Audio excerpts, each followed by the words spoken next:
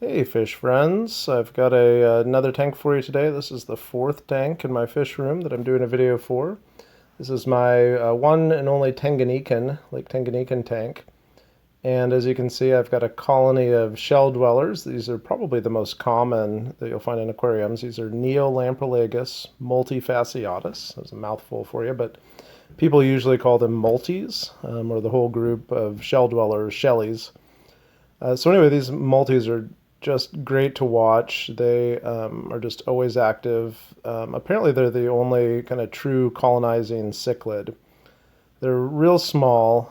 They're one of the very smallest cichlids. They don't even get to be 2 inches. And they are just constantly moving around their shells. I started off with just, I think, 8 of these guys. And I had the tank all set. I had a line of 8 shells across the bottom. And after I put them in the next morning, I came down and I saw that they had rearranged everything and they just kept doing it. And these little guys, they'll move shells, they'll dig big pits in the sand, they uproot plants, they're just really fun to watch. And so they're colonizers, so they no longer produce fry. And so it was really fun to watch them kind of get up to colony size. I would guess that there are about 50 in there. And they would just constantly have fry, and they do a great job protecting them. And also, the other multis don't try to eat other fry, so the fry just pretty much all grow up right there in the tank with the whole colony, and then they stop breeding when the tank gets full. And so I kept adding shells as I would see fish without shells. And a few times I've given these to fellow hobbyists in the Missouri Aquarium Society.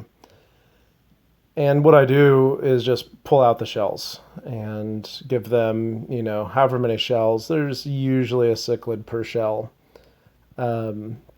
Basically, I just sell them as a colony starter. So yeah, people that breed them, primarily for that purpose, I'm just, hobbyist having fun here. But people that do it primarily to breed them will actually raise up the shells on egg crate when they're ready to sell them, or they just give them PVC pipes to live in, which I think that they'll do just fine. But I wanted something kind of natural for them, although you can see I've got a lot of plants growing in there. On the right, that's actually Tanganyikan val, so that's actually some Vallisneria from the lake that likes the high pH. And then on the far left, there's some Java moss and guppy grass. It's kind of like duckweed in my tank. Speaking of which, duckweed does not grow in this tank.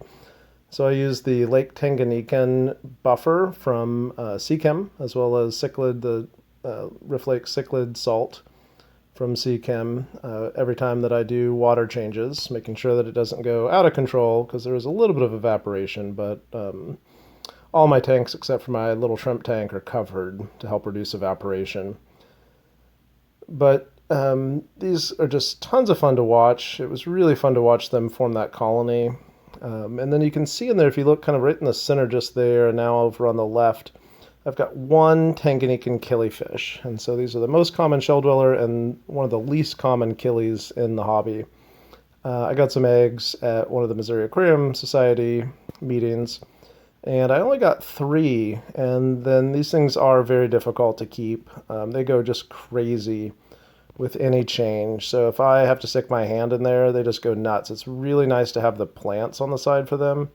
But unfortunately, I've lost the other 2, and so I just have the one. He seems just fine in there. He's not full grown.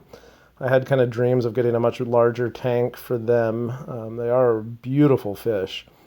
But I have to say right now, I don't recommend them. They would really need a really big tank for long term. And I found them just to be really difficult to keep. They're actually a real big schooling fish in the wild. Anyway, I keep the pH in the tank about 9 with that buffer. That's why I guess the duckweed won't grow. And other plants kind of struggle, but you can see the guppy grass is doing just fine. I have to pull that out quite often. But it's great at removing nutrients, as I've mentioned in some of my other videos. You don't have to have a tank covered for shellies. You could certainly have it uncovered.